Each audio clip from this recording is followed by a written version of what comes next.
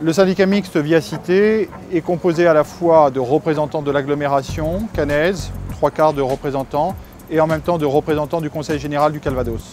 C'est l'autorité politique qui décide de l'organisation des déplacements dans notre agglomération de Caen-la-Mer. C'est l'autorité des mobilités durables.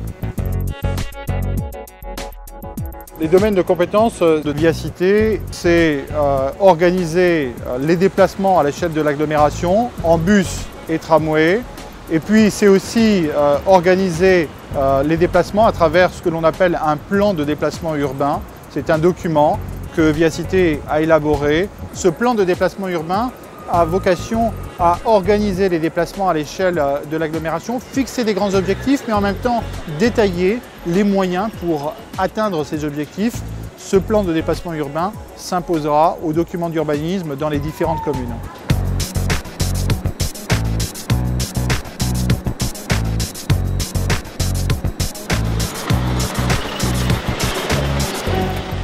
Nous avons baissé un certain nombre de tarifs en septembre 2009 avec le nouveau réseau de bus, et nous avons aussi mis en place une nouvelle tarification sociale pour les bénéficiaires de la couverture maladie universelle. Sur toutes les catégories d'âge, nous veillons à ce que cette tarification soit à la fois juste et qu'elle reflète en même temps le service que nous apportons aux usagers.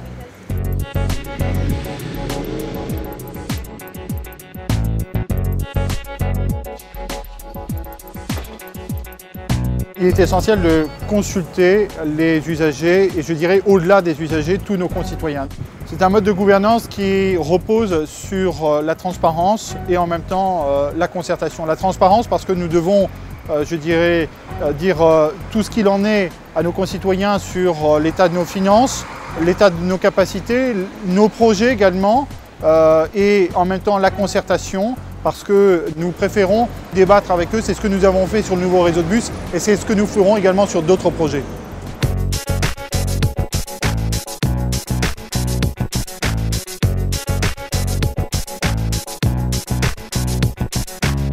La ligne de TVR, c'est 45 000 voyages jour et c'est à peu près la moitié de la fréquentation sur l'ensemble du réseau de transport en commun. L'avenir de cette ligne, c'est faire en sorte tout d'abord que cette ligne soit pérennisée, c'est-à-dire que nous apportions des améliorations qui fassent en sorte qu'il y ait moins de problèmes dans le fonctionnement, un peu plus de disponibilité du matériel, un peu plus de fiabilité.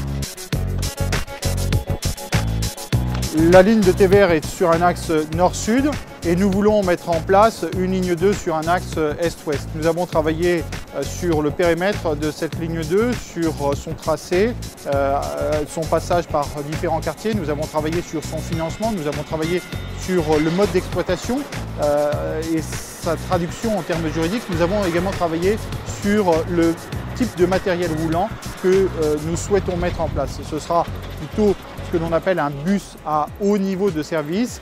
Avant même de réaliser ce projet, nous voulons organiser une concertation publique pour faire en sorte que nos concitoyens puissent s'exprimer sur ce projet et nous dire ce qu'ils en pensent, notamment par rapport à l'amélioration et à l'avenir de la ligne 1 de TVR.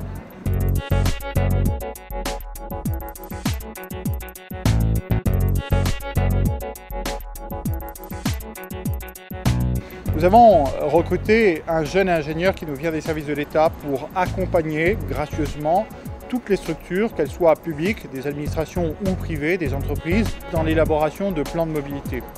Cet ingénieur évalue avec les employeurs, avec les salariés, les modes de déplacement à l'intérieur de l'entreprise, voit comment ces déplacements, domicile-travail, à l'intérieur du travail, peuvent être optimisés. Et fait des préconisations, formule des recommandations et nous signons alors un plan de mobilité. Et la signature d'un tel plan permet de faire bénéficier les salariés ou les fonctionnaires de réductions sur les abonnements annuels ou sur les abonnements mensuels. Il y aura probablement dans les prochaines années de nouvelles communes qui rentreront dans l'agglomération et je crois qu'une agglomération est perçue notamment à travers le dynamisme de ses politiques de transport en commun. C'est précisément l'image d'une agglomération dynamique que nous voulons donner à travers sa politique de transport en commun.